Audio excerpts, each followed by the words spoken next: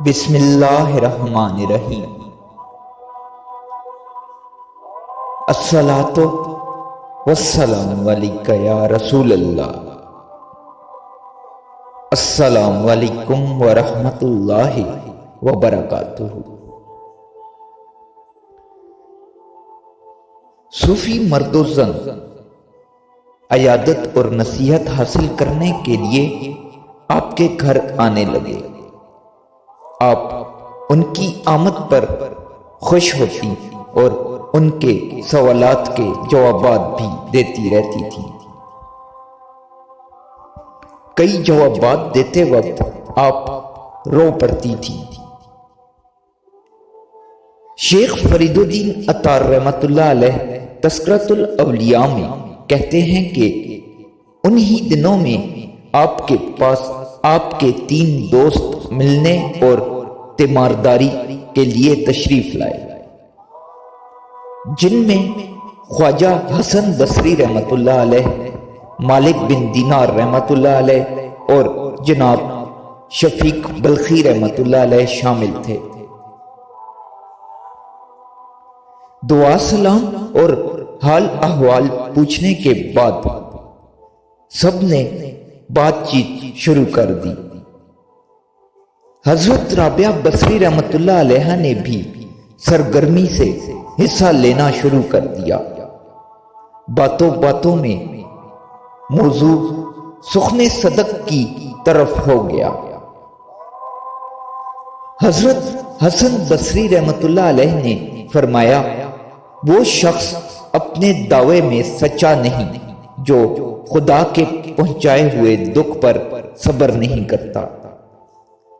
یہ سن کر حضرت رابعہ بصری رحمۃ اللہ علیہ نے فرمایا کہ اس بات سے انا پرسی کی خوشبو آتی ہے،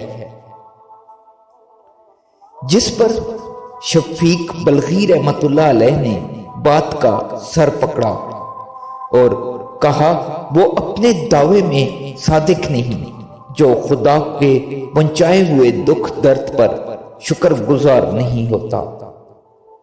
اس پر حضرت رابعہ بصری رحمۃ اللہ علیہ نے فرمایا کہ کچھ اس سے بہتر ہونا چاہیے، جس پر مالک بن دینار رحمۃ اللہ علیہ نے کوشش کی اور فرمایا، وہ شخص اپنے دعوے میں سچا نہیں جو خدا کے دیے ہوئے دکھ پر خوش نہیں ہوتا۔ حضرت رابعہ بصری رحمۃ اللہ علیہ نے فرمایا، یہ بھی ناکافی جواب ہے۔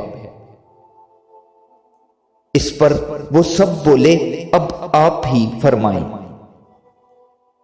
آپ نے فرمایا، وہ شخص اپنے دعوے میں سچا نہیں جو محبوب کے مشاہدے میں اپنی تکلیف کو بھول نہ جائے، یعنی جو اپنے مالک و آقا کے دیدار پر اپنے زخموں کی اذیت کو فراموش نہ کر سکے، وہ اپنے دعوے میں سچا نہیں۔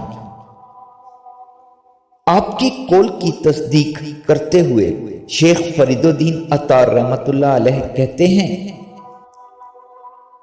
یہ کوئی انہونی بات نہیں۔ زنان مصر نے بھی حضرت یوسف علیہ السلام کا حسن و جمال دیکھ کر لیمبو کاٹنے کی بجائے اپنی انگلیاں کاٹ ڈالیں، اور ذوق نظارے میں انہیں اس زخم کی تکلیف کا احساس تک نہ ہوا تھا۔ اگر خدا کی محبت میں کسی کی ایسی حالت ہو جائے تو اس میں اچھمبے والی کوئی بات نہیں۔